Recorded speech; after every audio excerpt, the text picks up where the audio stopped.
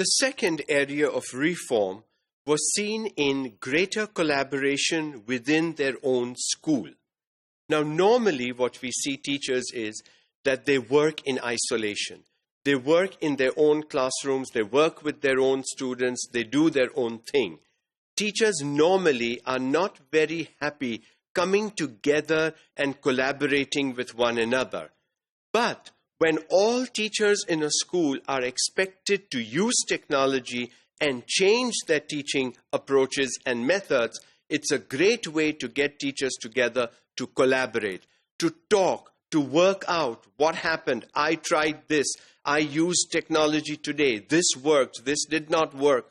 And to learn from one another's experiences so that if and when something goes wrong in my classroom, I'm not lost. I have the expertise of what went wrong in another classroom and how that teacher worked around it. So collaborating is very important. And this use of technology brought about collaboration, maybe with some teachers. I won't say that every teacher in the school got together with every other teacher, but the 5, 6, 7 teachers teaching grade 4 or grade 7, even if those got together and talked about the impact of technology and how they used it, what worked, what did not work, would certainly benefit the students.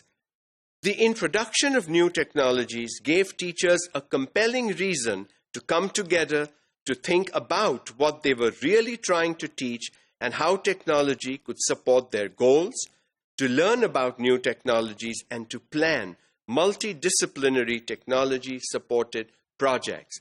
Because when you use technology to teach, you are not asking for question answers. You are asking for projects. Technology is a great tool that supports project-based learning and project-based education. It's a great way to involve students. It's a great way to teach them lifelong learning skills of decision-making, problem-solving, sharing, negotiating, compromising, and those kinds of wonderful things that they will need to work with in their real life. So when these teachers come together and discuss among themselves and see what they can do, not only discipline-specific, not only in their subject area, but across subject areas. There are lots of projects that could involve language, which is both English and Urdu, could involve math, could involve history, could involve the sciences, and why not teach in a holistic manner instead of teaching in isolated formats? Because that normally we've seen is not the best way to teach.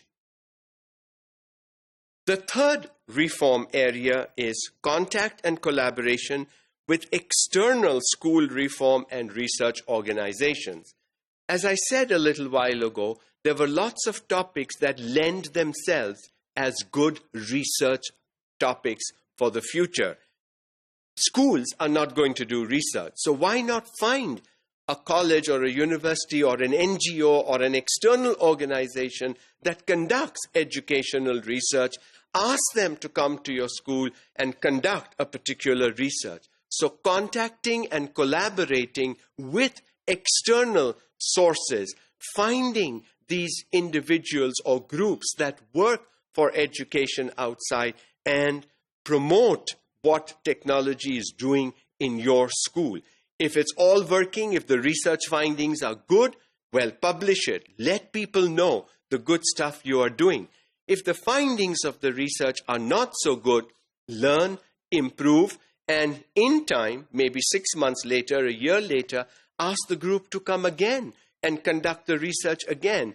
It's a good way to do longitudinal studies across years to see how technology-enabled education is enabling teachers and students in the classrooms to work better.